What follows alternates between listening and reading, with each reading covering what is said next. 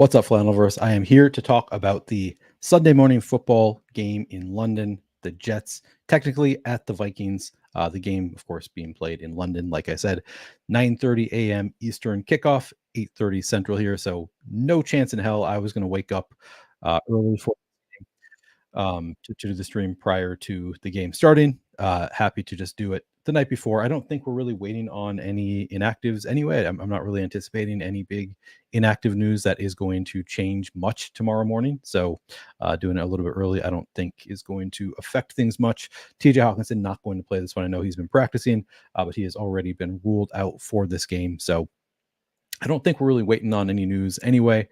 So figured I would do this stream a night early. I know a lot of people probably not going to be watching this stream live. We do have several people in chat already. Good to see you, Michael. Richie, the like number one. Good reminder. Please do like the video if you haven't already done so. Subscribe to the channel. Also, I am trying to grow the channel. As you can see on the bottom of the screen, we are at a little over 3,000 subscribers, really trying to get to 5,000 by the end of the NFL season. So if you find the content useful, please do subscribe. Very, very helpful in trying to grow my small channel. Just started the channel this year, so growing slowly, but hoping to get to 5,000 by the end of the NFL season. Anybody subscribing would be appreciated. Of course, liking the video, commenting, all of that is very helpful with the YouTube algorithm. So would appreciate it if you would be willing to do that for me. What's up, Crutches? I know Crutch has been crushing it lately in the Battle Royale streets. What up? I'm a loser. Love that name. What's up, Carlos, the Goose, Snaze, all of you. Good to see you. Comment God, good to see you in chat. I will get into this. Do want to warn you, I usually, by the time I do one of these videos, I've done a full write-up, like spent hours digging into all of the data, writing it down, thinking about it. I haven't done that today. I haven't spent a ton of time on this, just kind of decided within the last 45 minutes to do this stream. So I've looked at it a little bit. It's also my Vikings are playing, so makes it a little bit easier for me when it's the Vikings. But we have the data in front of us, so I'm just going to lean on the data even more than usual, but haven't given as much thought as usual to like, how do I want to play this game? What are the angles that I think are really useful to play? I'll think about it as we go, but just wanted to give you that little bit of forewarning that, yeah, I haven't spent as much time as when I do a full written breakdown of a slate. I spend hours on it. I plan ahead. I spend more time on it, whereas today I'm kind of winging it, but I don't think that's going to hinder me too much. I think we'll be able to find some of the best plays here. As usual, we're going to start at the quarterback position. It's just Aaron Rodgers and Sam Darnold. Not going to spend a lot of time here. Quarterbacks, straightforward, as usual, going to be pretty highly owned. In the captain spot, we have Aaron Rodgers coming in at, man, only projected here for 2% ownership. I've seen it higher elsewhere. If he came in at 2.25, yeah, I would sign me up for that all day. Sam Darnold at 2%. Both of those numbers feel a little bit low to me, but yeah, I think I would love if they come in at sub 5% owned. Really going to love both of these quarterbacks. Just looking around the industry a little bit. Yeah, I'm seeing different numbers elsewhere, both coming in sub 10% around the industry at the captain spot, but not 2%. That does make a little bit of a difference for me. Yeah, everywhere else I'm looking has them a little bit above 5% ownership, which fine with that. I'm sign me up for these quarterbacks at sub 10% ownership. Yeah, I like them. I'll probably be a little bit above weight, maybe set myself up for about 10% of each quarterback in the captain spot if they're going to come in at low ownership. We also need to adjust our thinking a little bit on this slate because we don't have contests with hundreds of thousands of people. It's just tens of thousands. I believe it's like a standard NBA slate. Actually, I'm looking it up right now, but I think it's like the contest, the biggest contest size we have on DraftKings is around 20 some thousand. Let me double check myself on that. 31,000. So the $15 100K to first is 31,000 entries. So maybe we don't need to go quite as crazy as usual. Don't necessarily need to hit the nuts in a contest this size, but we're going to try anyway. Yeah, I like both quarterbacks. I think both strong enough captain plays. I'll be above weight too. If they're going to be sub 5%, certainly going to be above that. Probably set myself up for around 10% of each quarterback in the captain spot. In the flex, we have Aaron Rodgers coming in 31% owned. I think I like that. Where do we have Darnold? 45% owned. I mean, I like the Rodgers number better than the Darnold number. Obviously, Darnold runs a little bit more than Aaron Rodgers. Rodgers is super, like, uses the clock, the play clock every single down, just really slow. But he slows the game down for everybody. So it's a one game slate. The fact that Aaron Rodgers uses the entire play clock doesn't really make me like one better than the other, because that's time that's coming away from both teams. That's not really a knock on Rodgers relative to Sam Darnold. That's going to affect both. So yeah, sign me up. I mean, 31% Aaron Rodgers looks great. Yes, Darnold runs a little bit more than Rodgers, but I like it. I'm going to be above weight to this number on Rodgers, probably similar to 45% on Darnold. Both of those numbers seem totally fine to me. As far as correlating, I am always going to be stacking either of them. You can make a case for Sam Darnold unstacked in the flex. He runs a little bit more than Aaron Rodgers, but still, like, his best seasons, it's like 18, 19 rushing yards per game, not like Lamar Jackson out there. I'm probably going to stack them up in every single lineup, both Rodgers and Darnold. If you were going to run one unstacked, it would be, you could think about doing it with Darnold in the flex. I'm still not going to. I'm going to stack both of them. And if I have them in the captain spot, definitely double stacking Aaron Rodgers. Again, you could think about double or more, having multiple pass catchers for Aaron Rodgers when I have him in the captain spot. Breece Hall definitely qualifies as a pass catcher when doing that equation. Sam Darnold, I think I'm also going to require multiple pass catchers. In a 150 set, you could think about requiring just one pass catcher from the Vikings when you have Sam Darnold in the captain spot. But I think generally, if Sam Darnold is the optimal captain, maybe he could rush in a touchdown and have his 15 rushing yards, something like that, where maybe you could have him with just one pass catcher. So maybe you could allow for Sam Darnold in the captain spot with only one pass catcher, but typically probably want to have multiple. Still not like a great running quarterback. So yeah, stacking up these quarterbacks, I think the ownership is a little bit lower than it should be in the captain spot. And I really like the ownership on Aaron Rodgers in the flex as well at 31% projected ownership. Sam Darnold's ownership seems more reasonable to me at around 46%. Skol indeed. Let's go Vikings. Love to see it. I mean, I don't love that it's a home game for the Vikings and it's in London. Just doesn't. I know I'm sure that they're going to have more fans than the Jets will in London, or at least that would be my expectation. But it's still not really a home game. You're not sleeping at home. You're not, using the facilities you're used to, all that kind of stuff. So it does take away, I think, some of the home field advantage. All right, on to running backs. And I'll start with the Viking side of the game. Aaron Jones actually projects better than Breece Hall everywhere. So you can see here, Aaron Jones has the top projection of the running backs, a little bit cheaper than Breece Hall. I believe it's the same on Roto Grinders. Breece Hall projected for, Breece Hall 20 fantasy points here. So they have about the same. Breece Hall actually slightly better projection at Roto Grinders than Aaron Jones. Breece Hall actually also projected for 52% ownership to Aaron Jones's 39%. So that's kind of interesting to see the ownership disparity here, with them projecting about the same and Aaron Jones actually being cheaper. Very, very interesting to see that.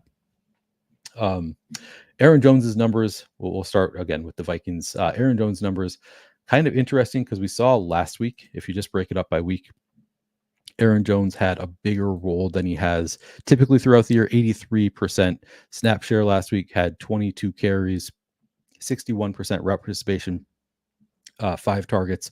Really nice role for Aaron Jones last week, kind of more than what he has had on the season. On the season, playing 66% of snaps, 57% of the rushing attempts, 50% route share approximately for Aaron Jones. So his numbers last week a little bit higher, and I kind of wonder if that was due to the revenge game. Like, you don't want to factor in those narratives too much, but I do kind of wonder if maybe Aaron Jones got a little bit more run because the Vikings were playing the Packers last week. And this is one where he's been with the Packers his entire career. Obviously, the organization means a lot to him. I do kind of think the Vikings maybe used Aaron Jones a little bit more for that game, and it's not necessarily a trend in the direction of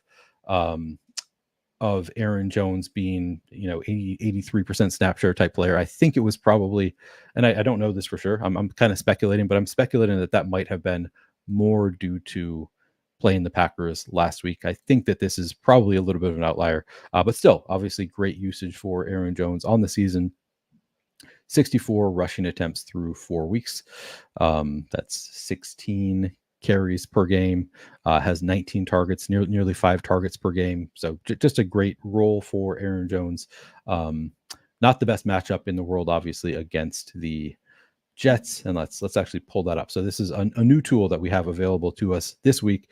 Updated. They wait until week 4 to update. This is schedule adjusted fantasy points per game allowed, and you can see to different positions. So obviously, positive numbers means it's a better matchup. That means that defense allows more than the average fantasy points to that position. Schedule adjusted. So if a team has played only great offenses, it's going to adjust for the matchups they've had so far on the season. So looking at, and I guess we didn't look at it for quarterbacks. So let's look at it briefly for quarterbacks. Both going to be towards the bottom. Yeah, the Jets looks like they are the 7th, allow the 7th fewest, and the Vikings the 8th fewest. So tough spot for both of these quarterbacks in terms of schedule adjusted fantasy points allowed, as you would expect. Let's take a look at running backs also, and I would expect both of these to be pretty damn good here as well. You can see, the Vikings down here at about the allowing the 7th fewest, and the Jets. Where are the Jets here? Are they not as good against the run as I think they are? Oh, there they are. Okay, so they're 12th fewest or so. So slight negative matchup for Aaron Jones. Very negative matchup for Breece Hall. Now, one thing to note here is you can see kind of an outlier here, and this column is. Oh no, that's wide receivers. Never mind. I was thinking that was receiving work. Oh yeah, little bit of a positive number. The Vikings defense allows slightly more fantasy points through the air than you would expect. I don't know, that's a small enough number that I don't really care about it, but Breece Hall being a receiving back, maybe you want to factor that in just a little bit. Not a huge concern for me. So as far as the price tags go, again, Aaron Jones, pretty expensive here, $9,200. You'd also want to think about Ty Chandler is $4,000. Again, so last week we saw a little bit of an outlier role for Aaron Jones, just taking all the snaps. Ty Chandler, only 11% snap rate last week, took just 3 carries, 1 target on the week. If you look at past weeks, though, Ty Chandler, 7 carries the week prior to that, 31% route participation, a little bit of a better role as the RB2 there for the Vikings. The week prior to that, 8 carries, saw 3 targets on 31% route participation. I think that's more going to be Ty Chandler's standard role. Who knows? Maybe he even gets a bigger role this week after Aaron Jones's huge week last week. But in general, I think that's kind of what you're projecting for is 7 or 8 carries, 1 to 3 targets. Hope for the best. So some standalone role, I think, is what I'm anticipating there for Chandler. But who knows? I could be misreading how much they actually want to use him. Let's take a look at the ownership. So in the flex, we have Ty Chandler at 31% ownership. You're not getting any kind of ownership discount on Ty Chandler based on what we saw last week. So I guess everybody is kind of reading it the same way. Let me look around the industry. Okay, other places have Ty Chandler significantly lower ownership. Let me see. Till 1 second here. I think. Yeah, other places. So Roto-Grinders has a pretty high. I would anticipate probably somewhere in the middle, somewhere around 20% ownership going to Ty Chandler. Other places have it sub 20%. Roto-Grinders has it up here at 31% in the captain spot. 31%. I would be pretty surprised if Ty Chandler got this high. At around 20%, I think he is playable. If he is coming in at sub like 15%, as you can see in some places, that would be a really nice spot. Still not like a slam dunk, but 4,000 with some standalone role and obvious contingent upside for Ty Chandler. Yeah, I like that a bit. I do. I like Aaron Jones also. Let's actually look at I think I like Aaron Jones better in the flex. If you look at captain ownership, Aaron Jones coming in at 22% ownership, which I think, yeah, he's a strong captain play. That's kind of high ownership. I don't know that he should be the highest owned. If he's getting more ownership in the captain spot than Justin Jefferson, I guess Jefferson pretty price prohibitive in the captain spot, so maybe that's why. But you got Garrett Wilson down here at 8%, Breece Hall at 8%. I think I'd rather play more of Breece Hall and less of Aaron Jones, I think, at this captain ownership. Love the play in general, but just once you factor in ownership, I get scared off that I'd probably be a little bit lighter on Aaron Jones and lean in elsewhere. Again, it's not like a great spot here for running backs. Looking at the schedule adjusted stuff, tough matchup here for both running backs. I'm not going to go out of my way to jam a chalky Aaron Jones in the captain spot. So I'll probably limit myself to 15% or so Aaron Jones a captain and kind of spread it out elsewhere. I don't think the matchup is good enough for this kind of ownership on Aaron Jones. Probably not going to get any Ty Chandler. He's projected for 2% captain ownership. I guess you could do it if you want to play the contingency game of what if he does get a lot more work than we're anticipating? Suddenly he's going to look great, but I don't think I'm going to get there with Ty Chandler. I think the only way he's likely to be the optimal captain is if if there is an injury to Aaron Jones and he takes on a massive role, which could happen. But he isn't my favorite captain option on the slate. I think that's it I don't think I'm playing any CJ Ham, just not involved enough to really warrant consideration here on the season. 0 carries, 2 targets. Yeah. In 4 games played. So he's playing a bit, 24% snap share, but just doesn't really see a ton of offense. Don't think I'm going there. So just going to be Aaron Jones and Ty Chandler for me. My biggest stand, I guess, is I'll probably be light on Aaron Jones in the captain spot. In the flex, I might still let me look what the ownership is in the flex. Yeah, 39%. I'm fine with that. I'll probably be about even with the field on Aaron Jones in the flex and just be lighter in the captain spot. Ty Chandler, again, if you were going to be 31%, I would probably just full fade it. I don't buy that. It's we're seeing different numbers elsewhere. My guess is he comes in maybe a little under 20%, and I'd probably be around. I'll probably shoot for around 20% Ty Chandler. Okay, that's enough on the Vikings running backs. We looked at the Jets also have a tough matchup. Vikings like the top 8 in terms of stopping fantasy points to running backs. So tough spot for the Jets. They have allowed a little bit more than average through the air, the Vikings defense. So if you want to look for reasons to play Breece Hall, there you go. There's one to play Breece Hall. Project 4 fantasy points worse than Aaron Jones. According to Fantasy Points, again, they actually project very similarly here at Roto-Grinders, but you see the ownership much lower on Breece Hall in the, I guess that's why he's getting so much more in the flex, is because Aaron Jones is getting all of the ownership in the captain spot. Maybe I just flipped that a little bit. So in the captain spot, you have Breece Hall at just 8% ownership. To me, he's still about as good of a play as Aaron Jones. So again, probably going to limit myself to about 15% Aaron Jones captain, knock up that Breece Hall quite a bit. The coaches have said they want to lean on Breece Hall. Somebody asked coaches this week, are you going to try to work Braylon Allen in more? And they said, we've already worked him in. What are you talking about? We're working him in. We think he's great. They think both are power backs. They were asked about why they're not using Braylon Hall at the goal line. They said, we think Breece Hall has been very good at the goal line. We don't need to, something we could consider, but doesn't seem like they're making any kind of switch there. Breece Hall, obviously great in the passing game. And we can, I guess, look at the bell cow report from last week for the Jets. Breece Hall played 71.4% of snaps last week, took 10 carries, 4 targets on 45% rep participation. We have seen Braylon Allen kind of eating into his role a little bit. 34% snaps last week, had 8 carries, saw a target on 22% rep participation.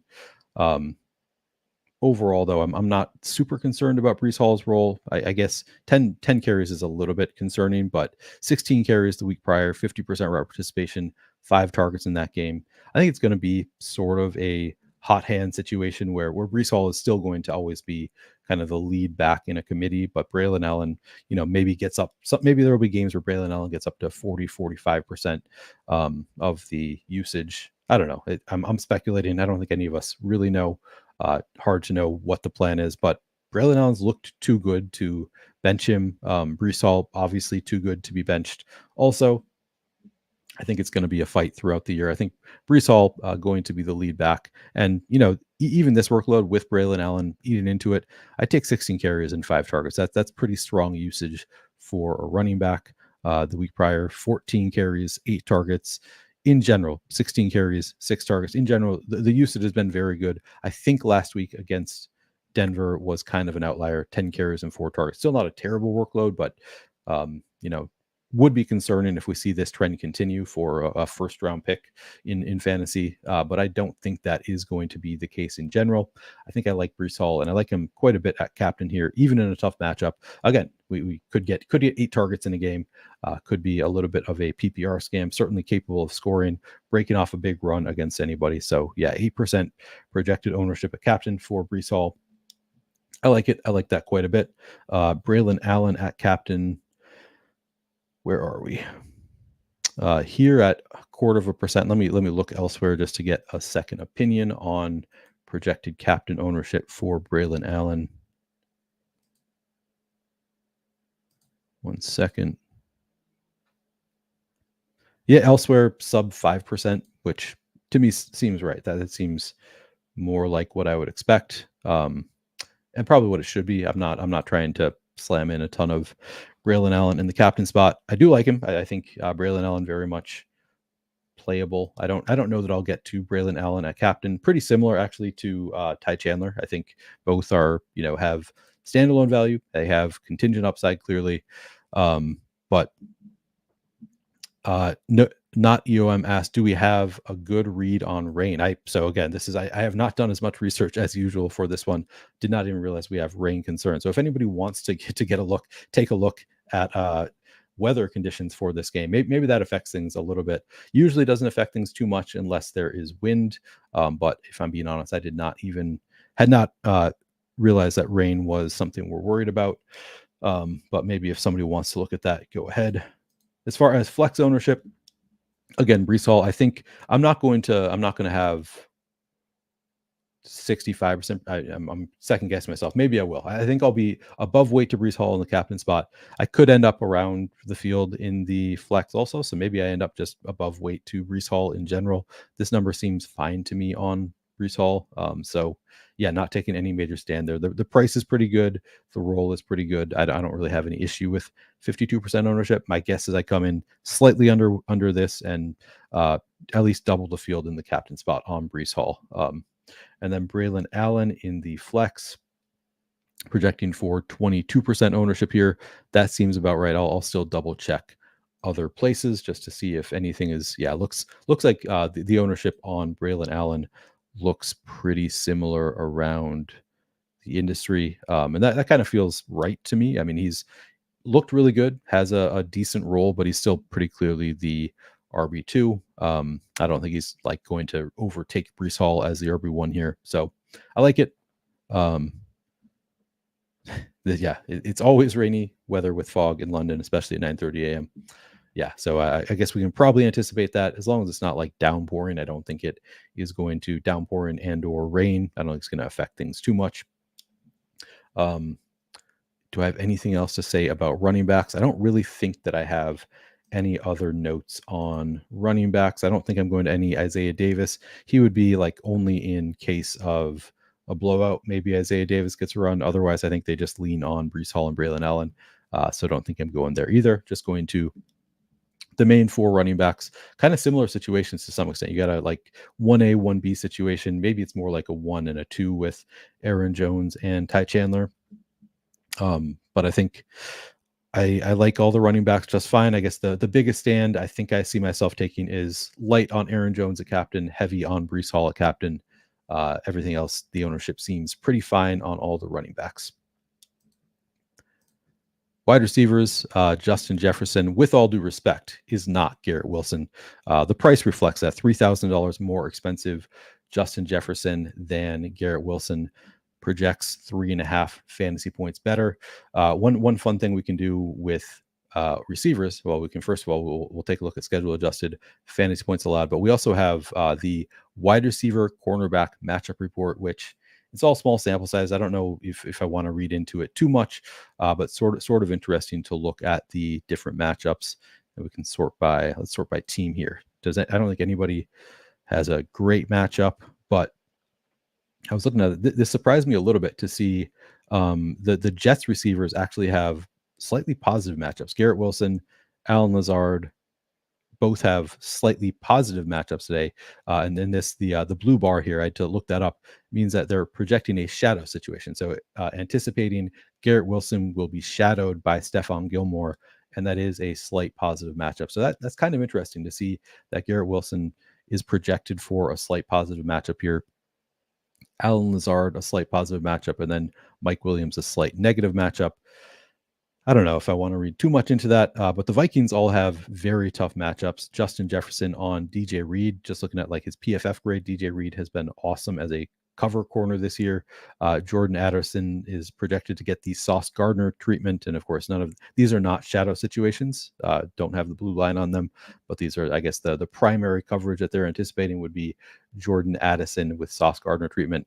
And then Jalen Naylor playing a little bit more slot with Jordan Addison back, then gets the Michael Carter treatment. And, there's a narrative out there that the Jets are somewhat of a slot funnel, which I think is just a matter of they have DJ Reed and Sauce Gardner on the outside. So it's, the easiest matchup is Michael Carter. I don't think the numbers have really borne that out to be that significant. But if you want to play it that way, like theoretically, it makes sense. DJ Reed, Sauce Gardner better than Michael Carter. So it should be a better matchup for Jalen Naylor. But the other thing to note with the Vikings is that Jalen Naylor just doesn't have the same role when Jordan Addison is out there. So just looking at his last week route participation, Jalen Naylor down at 33.3%.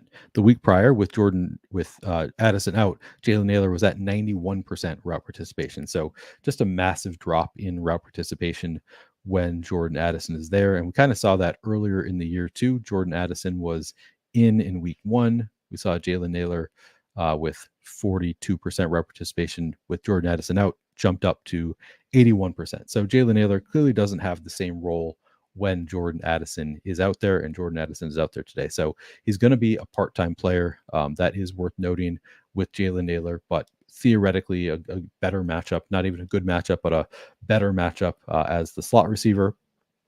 And you can see here, I mean, Justin Jefferson clearly projects the best wide receiver in the NFL, in my non-biased opinion, not biased at all. We have Jordan Addison, 7,200, projects for 9.1, not the best point per dollar play on the slate, but Jalen Naylor, really, really tough point per dollar play, 5,200, 4.2 fantasy points as a projection. That's not great. That's not a great role for Jalen Naylor. Let's take a look at the ownership, though. First of all, I guess in the captain spot, we can look at that. We have Jordan Addison, 6% projected ownership in the captain spot. Seems fine. Not taking any major stand on Jordan Addison. Where is Justin? Oh, Justin Jefferson up here. Okay, 19% projected ownership. Only tough because of how expensive he is. He's by far the most expensive receiver player on the slate. So a little bit tough to get to Justin Jefferson a ton. 19% seems fine to me. I'm not going to take any major stand at captain on Jefferson, Addison. I don't think I'm going to get to any Naylor at captain probably. And then in the flex,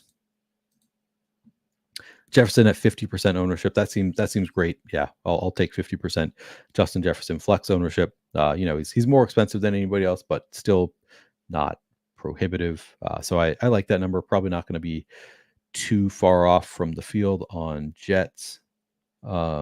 Addison 28%. I like that number actually. Again, not a great point per dollar play, but I like the ownership play on Addison. I'll probably get on top of 28%. Pretty solid roll. Not like 90% route participation, but should see a fair number of targets. Again, what do we see? I guess just 4 targets last week on 70% route participation. Yeah, I think the targets could be there for Addison. 4 targets again in week 1, so just 4 targets per game so far. But I think 28% ownership in the flex seems fine. Not a number I'm really leaning into. And I think I'm going to have to probably look multiple places for Naylor. Let's see. Yeah, here projected for sub 1% ownership. That would kind of surprise me. I mean, I would love it if he does come in. I have to fix my camera here. If he does come in at sub 1%, yeah, I would love that. That would be a spot where I'd be interested in. Vandy, is this college football? Did Vanderbilt win or something? Yeah, what's up? Good to see you. Jane Neville, thank you for finding the new channel. Yeah, we're getting every stream I do. Seems like more people are finding it, and really appreciate all of you finding the new channel. Good to see old familiar names. Let me look elsewhere for ownership on Jalen Naylor. Yeah, okay, he's projected for still sub 10% ownership. Other places that I'm looking, let me right around. Wait, give me 1 second here. Yeah, sub 10% ownership. The other sources that I like to look at. So, and I anticipate that he's going to be sub 10%, not sub 1%. He's been out there. Enough people know the name that people are going to want to play him. Even at 33, 40% route participation, I still think Naylor is pretty interesting. Even at 50, like he's definitely his role isn't good enough to be a 5,200 receiver. So certainly not something you're considering in like cash or like super small fields. In the largest field GPP at sub 10% ownership, I do think he's the type of player, his nickname is Speedy. He's the type of player that can just with one play put up, 14 fantasy points, and suddenly you want him at 5.2K. So I do think he's pretty interesting at sub 10% ownership. Not interesting in the sense that I want 40% of him, but I could see myself doubling the field, maybe get to 15% Jalen Naylor, take a shot there. No guarantees or anything, but theoretically has that slot matchup, going to run probably more than half of his routes from the slot with Jordan Addison. Let's see, what was it last week? We had Jalen Naylor at, where are we? Jalen Naylor, 55% slot. 55% of his routes were from the slot last week. So not a crazy number. The week prior with Jordan Addison out was at 45%. So he'll run a fair amount from the slot, could benefit from that matchup a little bit. Again, it's still not like an amazing matchup. It's all narrative based that we like slot receivers against the Jets, but pretty interesting there. Any other Vikings? Yeah, I don't think I'm playing Trent Sherfield, just not running enough routes. 1,200. Can you? I think you ran like 2 routes last week. Let me just double check that. With Addison back, I don't think the role is really there for Sherfield. Yeah, 3 routes last week with Addison back. Saw a target. I've played worse plays. You can consider it. Man, Brandon Powell ran 9 routes. I did not even realize that. 2 targets last week. What is Powell's? 2,000. I think I'd rather go there given the roles. Neither is a particularly strong play. They're the typical, we talk about the backup tight end role where it's like if he scores a touchdown, you want him. Otherwise, he probably won't. I'd say both these guys kind of fit that. One of them could have a big play and suddenly you want them at their price tag. But I don't really think either of them is going to be out there a ton. You wouldn't expect their role to be very big unless there's an injury to somebody ahead of them. So not probably getting to Powell or Sherfield in 20 lineups. I would get to some in 150, probably get up to 3-4% of each, just kind of sprinkle them into the lineups in a 150 set, but not players that I'm really targeting. They have kind of those roles where you need a big play to pay off the price tag. They're not going to get there on volume. Which Naylor sort of to some extent fits that role. Also, he just has a little bit of a better role, has a little bit of a better profile in general. So I think Naylor should be more expensive, but clearly too expensive, more of a pay up to be contrarian option. All right, the Jets. So as I showed, Garrett Wilson, he is 14.5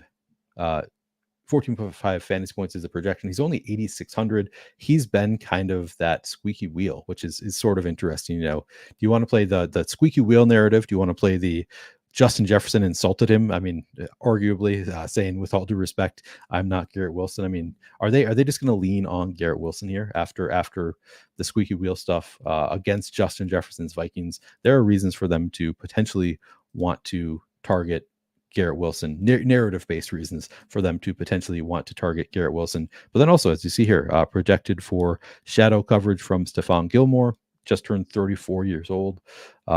Slight positive matchup according to this. Gilmore has been pretty good this year, but in terms of coverage grade, he's not like top tier.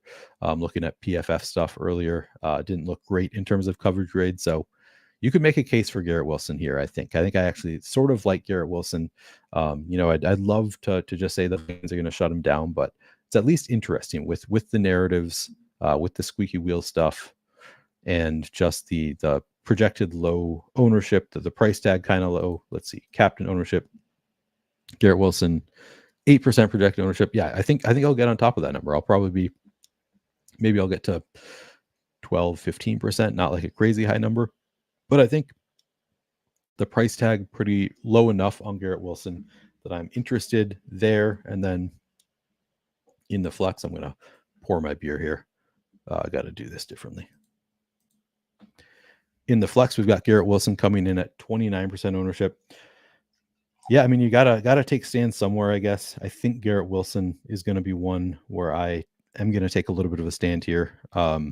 Still a tough matchup. Like the Vikings, even with that, some indications that maybe it's a slight positive matchup for Garrett Wilson. They've just been a really good defense so far this year. I don't want to make it sound like this is a great spot for Garrett Wilson, but in a game where you're dealing with two really good defenses, should be a fairly slow-paced game. I like playing it through the, what if Garrett Wilson, what if they do target him a little bit more? What if the squeaky wheel narrative actually works out here? Aaron Rodgers kind of picks his guys sometimes. Now, I don't know that that Garrett Wilson complaining is going to make Aaron Rodgers necessarily want to target him more, but who knows? I think it's worth playing at relatively low ownership at a pretty reasonable price tag. So yeah, I think Garrett Wilson, probably somebody I will lean into a little bit, who could absolutely bury me. But I'm okay with that. I'll probably get above weight to 29% in the flex, definitely above weight to 8% in the captain spot. I have interest there in Garrett Wilson. Beyond Garrett Wilson, we have Allen Lazard, 6,600. 9.6 is the projection there on Allen Lazard. Let's see.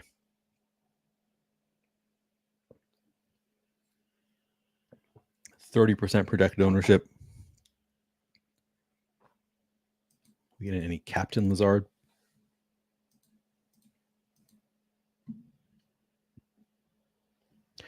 %2 projected ownership in the captain spot. All right, let's take a look at the game log here.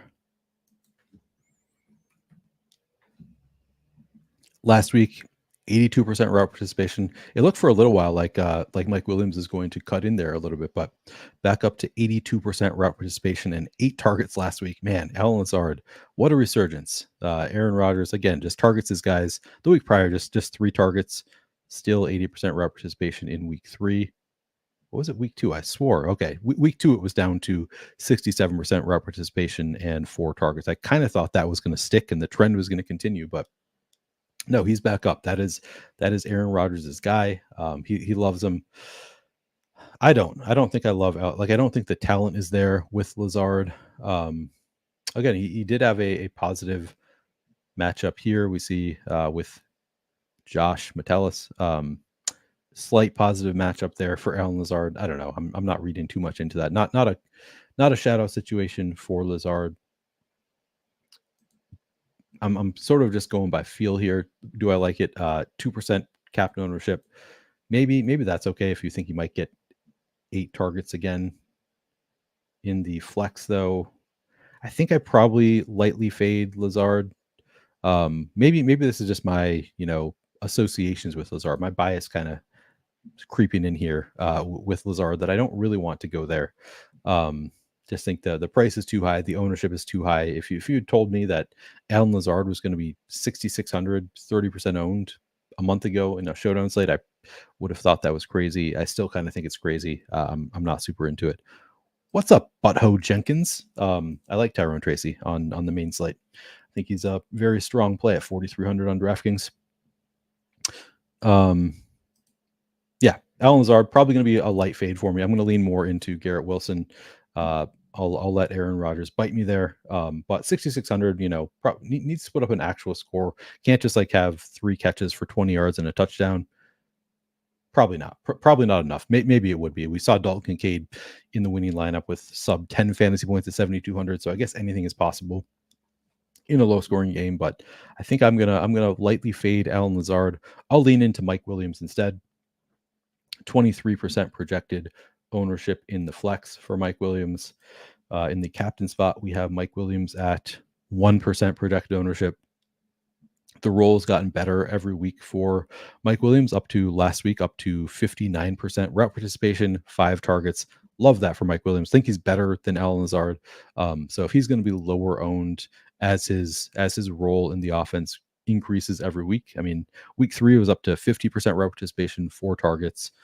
Week 2, I think it was actually pretty similar in week 2. 55% route participation. Saw just 1 target in week 2. But it was really week 1 he was recovering, just 13% route participation. So it's been growing every single week. Last week he had his best role yet on the team. I think he's the type of receiver who can just win jump balls, even in a tough matchup with the Vikings. And he did not stand out here in terms of the matchup. He had a slight negative matchup in this grid. Again, small sample size. I don't know, but I think Mike Williams is capable of beating, just making a grab in the end zone on anybody. So I like the ownership there on Mike Williams, more so because of the ownership being low. The prices, he's cheaper than Alan Lazard, still coming in at lower ownership. The projection is worse, but I think the upside is probably higher for Mike Williams than Alan Lazard. So I'm going to lean into Garrett Wilson and Garrett Wilson and Mike Williams. And I'm going to lightly fade Alan Lazard of the Jets receivers. I don't know if there's anybody else who is in play for me on the Jets. Xavier Gipson, they talk about like wanting to get Malachi Corley involved at some point, but my read on the coach speak was, yeah, we'd like to get him involved at some point. Who knows if it'll be now or later. To me, that means it's going to be later. Like if it was going to be this week, they probably would have said so. So I don't think I'm doing any Malachi Corley this week. Xavier Gipson, what was his role last week? Yeah, 20% route participation. Did he have 4 targets last week? Am I reading this right? 4 targets on 10 routes run for Xavier Gipson last week. I've played worse plays, I guess. Could consider that. Price tag is 1,600. Yeah, I think Xavier Gipson probably a fine dart throw here in the flex spot. What's the ownership projected for? Sub 1% here. Let me look elsewhere.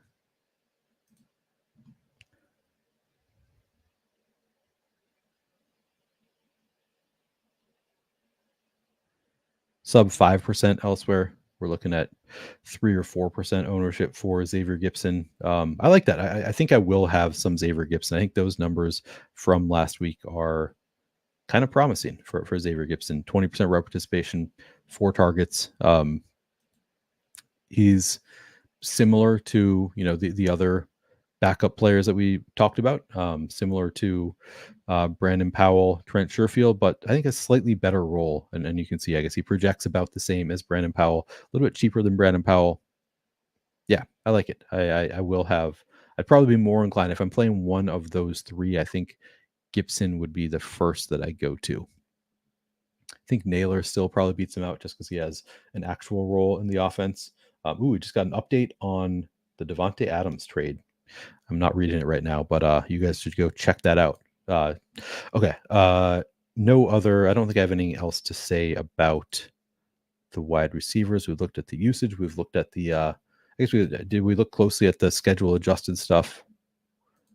Let's take a look at that real quick. Again, probably not going to be. The Vikings have actually been a positive matchup for receivers. I guess that is notable. Kind of surprising given how good they've been, 4-0 Skull. But they've been a slightly positive matchup for wide receivers so far this year. The Jets have not been tough matchup for anybody facing the Jets. Oh, interesting. So they actually, the slot narrative is somewhat true here so far this year. If you sort by slot, it's a slightly positive matchup for receivers against the Jets defense. So it has actually borne out a little bit, whereas the other roles have been bad. So, slight positive there for Jalen Naylor. The Vikings, they don't have anybody like running exclusively from the slot, but Jalen Naylor more so running more from the slot with Jordan Addison out there. I think he benefits the most from that matchup. I mean, Trent Sherfield, yeah, but he doesn't play that much enough for it to really make a big difference. So I guess, slight bonus there for Jalen Naylor if you want to play the matchups game. All right, tight ends. Tyler Conklin, great role. Again, going back here, like 72, 73, what was it last week? Higher, 78% route participation last week for Tyler Conklin, 8 targets, just a great role. Love to see it. Tyler Conklin coming through the week prior, 80% route participation, 6 targets. Aaron Rodgers has found one of his favorites, and that is Tyler Conklin. The price tag is still just $3,200. For whatever reason, the price has not come up as the role has gotten better. Projecting for pretty significant ownership, but I think it's warranted with Tyler Conklin. I think I'll probably be, 35%, I might be a little bit light there. The captain spot, Conklin at 15. Am I reading this right? 15% projected ownership in the captain spot. I mean, that will be a fade for me. If you play Tyler Conklin at the captain spot, definitely leave some salary on the table because you're probably going to be duped. A lot of people, if they play Tyler Conklin in the captain spot, they're going to want to play him with stars. So it would be for the purpose of spending up. I'm definitely going to be light on 15% Tyler Conklin captain, even though it projects great. Just don't love it at that number. Actually, let me double check elsewhere, see if that number is crazy.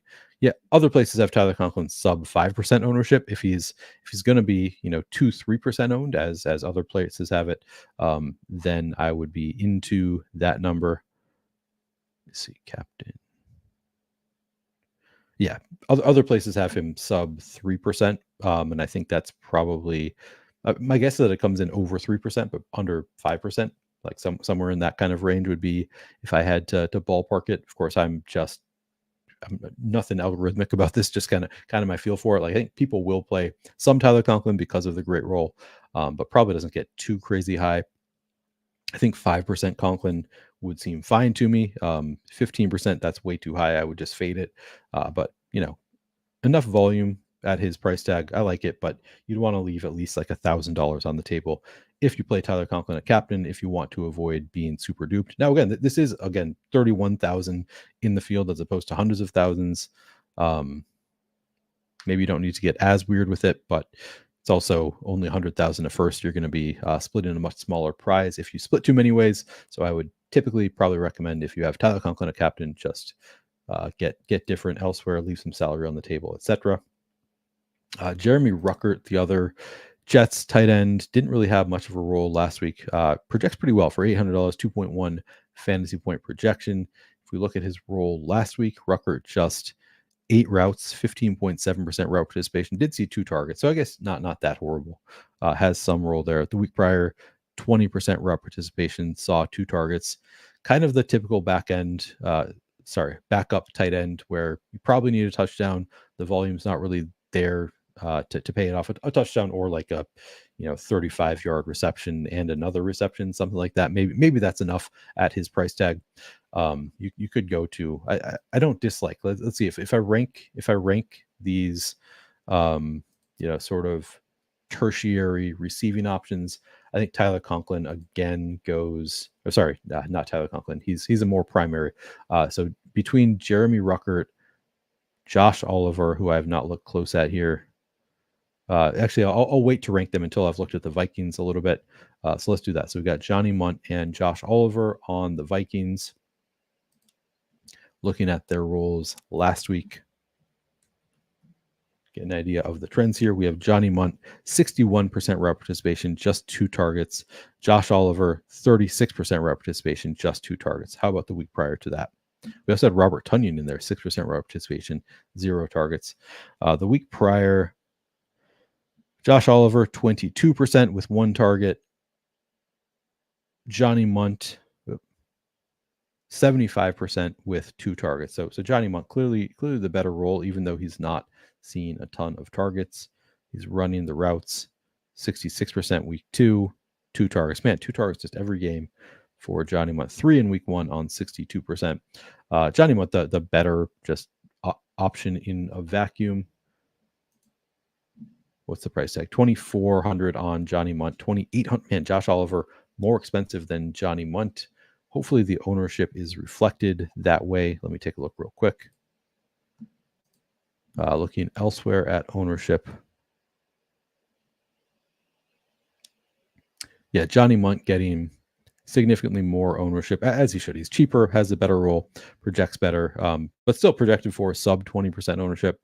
I like it. Josh Oliver projected for around 5% ownership. I think those are fair ownership numbers. I don't know. I don't really think 17 to 20% on Johnny Munt is wrong. That feels about right. Josh Oliver, I could see myself getting a little bit higher on, if he's going to be sub 10% owned, maybe I get up to about 10%. He's still just kind of that backup tight end role where probably needs to score a touchdown, have some splash plays. I think he broke a showdown slate last year, actually. Josh Oliver was one that nobody really considered, didn't have much of a role. And then on like his two routes, he scored a touchdown, broke the slate. He's capable of it, but probably not going to have a huge role here. I think the ownerships are fine on both.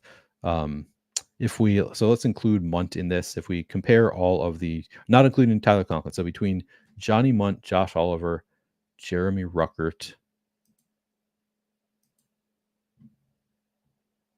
Brandon Powell, Xavier Gibson, Trent Sherfield, how would we rank them? Brandon Powell, Xavier Gibson, Trent Sherfield. I think it's going to be Johnny Munt, Josh Oliver, maybe Johnny Munt, Jeremy Ruckert, Josh Oliver. I think it is the tight ends first for me, with Johnny Munt being the first of the trio, followed by Xavier Gibson, Brandon Powell, Trent Sherfield. I think of those options. That's probably the order that I would go in. I don't feel super strongly about it. And I didn't include Jalen Naylor or Tyler Conklin because I think they have good enough roles that they're not quite on that like backup tight end needs a touchdown to pay it off type thing. But yeah, I think it'd probably be the 3 tight ends before the 3 receivers for me. Just a little bit more likely to score a touchdown. I think they are out on the field running routes just a little bit more also. So yeah, I think that would be the order of those. I'm also just realizing now that I have not been I was meaning to really move the sidebar down, and I have not been that way doing so. So we moved on from running backs, receivers. We're down to tight ends. The other thing we can look at with tight ends is, let's take a look at the schedule adjusted fantasy points allowed. Actually, a positive matchup. The Vikings have been a solid matchup for tight ends so far this year, giving up the second most schedule adjusted fantasy points allowed to tight ends. So that is notable. That does make me like Tyler Conklin even better. I think Conklin, he's getting so much ownership that it's hard to want to take a stand there. Projected for 35% flex ownership, 15% captain ownership by Roto-Grinders. Let me actually look elsewhere again, because those numbers are I think pretty like seem too high to me. So let me just double check. Yeah, elsewhere Conklin's getting lower ownership both in the flex and in the captain spot. So I do like Tyler Conklin. If he's going to be sub like 30% ownership overall, I think he's a pretty strong play, and I think he probably will be. So all things considered, I do think I like some Tyler Conklin and Jeremy Ruckert for that matter. Probably going to benefit from this matchup also. And then the Jets bottom 3 in terms of schedule adjusted fantasy points allowed to tight ends. So don't love that for the Vikings tight ends. Yeah, boost to the Jets a little bit, I guess. Okay. Outside of those, I mean, I guess we can look briefly at or talk briefly about. I never really have that much to say about defenses and kickers. We can take a look at it for like ownership, but it's just so hard to predict defenses and kickers in general. I think playable, obviously, should be a slow-paced, low-scoring game would be what I would expect. But let's take a look at the flex ownership. Vikings around 20%, Jets around 20% here. Those seem reasonable, fine numbers, not taking any major stand if they're coming in around 20%. That's just look elsewhere. Yeah, similar elsewhere. Getting around 20-ish% flex ownership, couple percent in the captain spot. I think that is reasonable. I don't really see myself taking a huge stand on the defenses. I was hoping that they were going to be low owned, but it doesn't look like they will be. Zerline at 8% projected ownership in the I mean, I would love that if that is accurate. Rijkaard at 13%. Let me look elsewhere. Those numbers seem like, yeah, I would love those numbers on kickers if they are real. Not looking similar elsewhere. Other places have them closer to a quarter of the field playing the kickers. So not taking any major stands on defenses and kickers. Wish I could give you some great information here, but I just think the ownership is probably around where it should be on the kickers and defenses. I guess we can take a look at just if you're not using an optimizer, these are the starting kickers in the game, Zerline and Rijkaard. Yeah, I'm not taking any stands there. And finally, I guess I can build a couple lineups. Again, haven't given this a ton of thought. Take any other questions anybody has. So if you have any questions before I'm done, those of you who are watching live, happy to take any. But let's build a couple lineups. Yep. What am I doing? Not meaning to go to Facebook.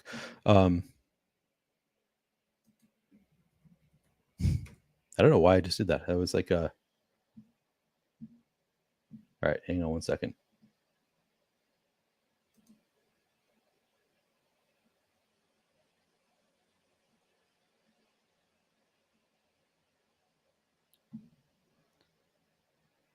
So we want to go. It's not showing up quickly. There we go.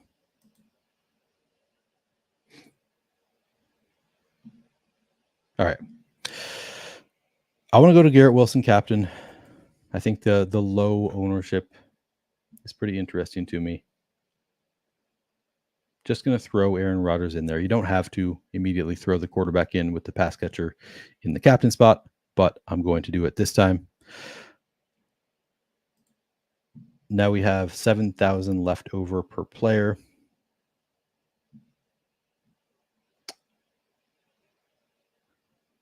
I mean, Conklin is still too cheap. Other places have him lower ownership.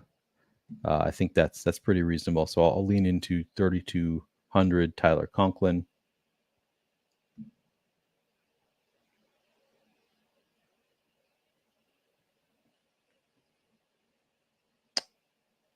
This is where I could go to like a defense or a kicker. I don't have particularly great read on who I would want to go to. Oh, Mike Williams. I do like Mike Williams at 6,200. Do I really want Garrett Wilson in the captain spot with two other pass catchers from his team? I think it could work given the price tags here. I don't think it's my favorite thing to do.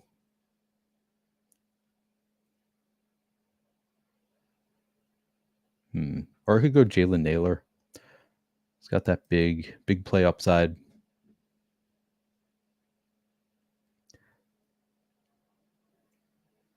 Now here, maybe I throw in. What could I do if I put Jefferson in there? 8,100 left.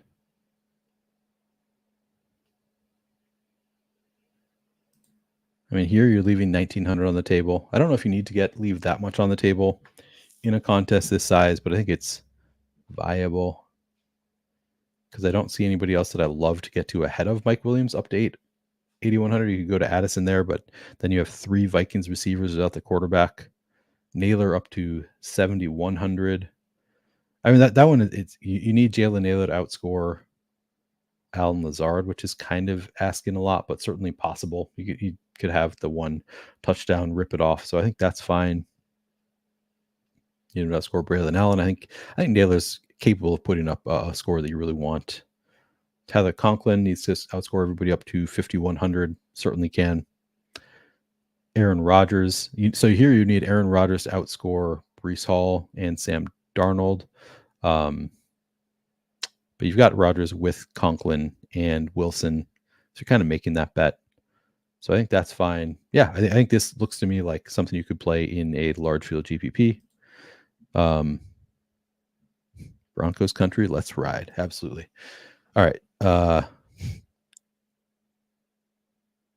Cool. Oh no, disbanded brotherhood. You're an angry guy. Sorry to hear that. Wants to know how I'm so nice. I don't know. Maybe it's just because I'm on camera. Maybe I'm a dick when I'm off camera. Who knows? Who knows for sure? No, I think I'm generally a pretty nice guy. But can't really answer that question for you. All right. Any suggestions for FanDuel lineups, large field, ways to get weird with high ceiling, low floor type boomer bust players? All right. I'll take a brief look and then I need to get going. Oh man, it's 7:21. I was supposed to do this quickly. I know my wife is hungry, so let me just real quick. We'll do a brief look at FanDuel. Oh, and I'm needing to change the slate.